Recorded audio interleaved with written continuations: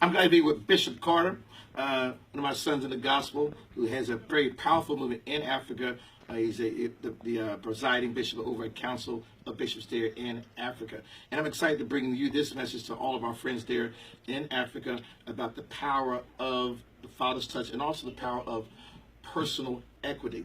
And this year, I believe it's his year of prophetic equity. That God is going to speak a word that gives you leverage in the marketplace. He's going to speak a word that brings you to a place of value. There are 5 aspects of equity, and I'll pronounce this over your life and every one of the bishops there in Africa. Number 1, God's going to give you a partner that adds value to your life. That's number 1. Tremendous value to your life. And number 2, God's going to give you a person that brings timing, the correct timing to release an idea, to release the promises of God over the people's lives, because I believe timing is crucial. It is. Number 3, God's going to give you someone that raises your skill level, where you're able to do more with less.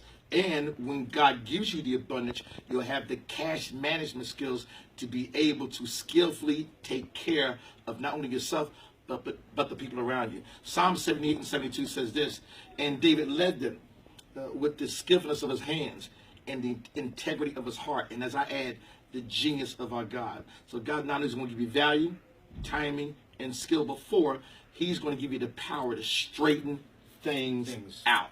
And that's a form of justice. The prophet Micah said, let justice run down like a stream and bring about righteousness in the economy of people's lives.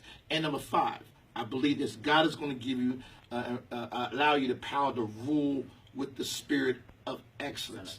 When you rule with the spirit of excellence, as we said before, people have got to lead from the field, not the stands. So you got to come out the stands and lead your people and lead them with the spirit of integrity, credibility.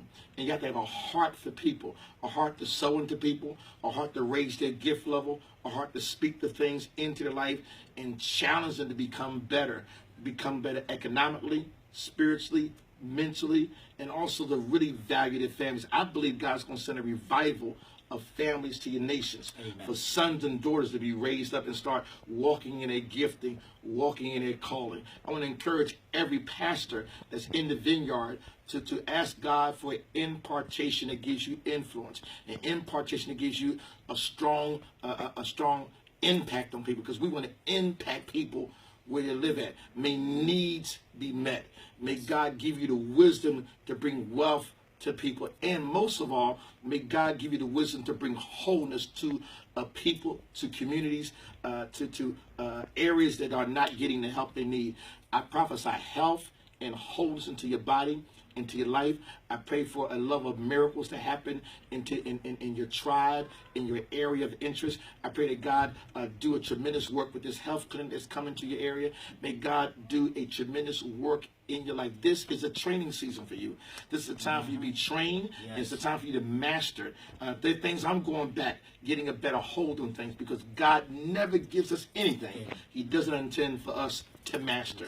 So may God master, give you the ability to master the gift, and also may you open your ears to hear the heart of God. And as I always say, Bishop, God would never put a dream in your heart if He did not intend to put it in your hands. May God put the dream you dreamed about in your hands. Joseph, you're about to live and have the time and the money of your life. God bless you, bishops. Love you. Looking forward to coming. I've been invited to come to be with you, so I'm looking forward to be with you real soon. Peace. This is the year of equity.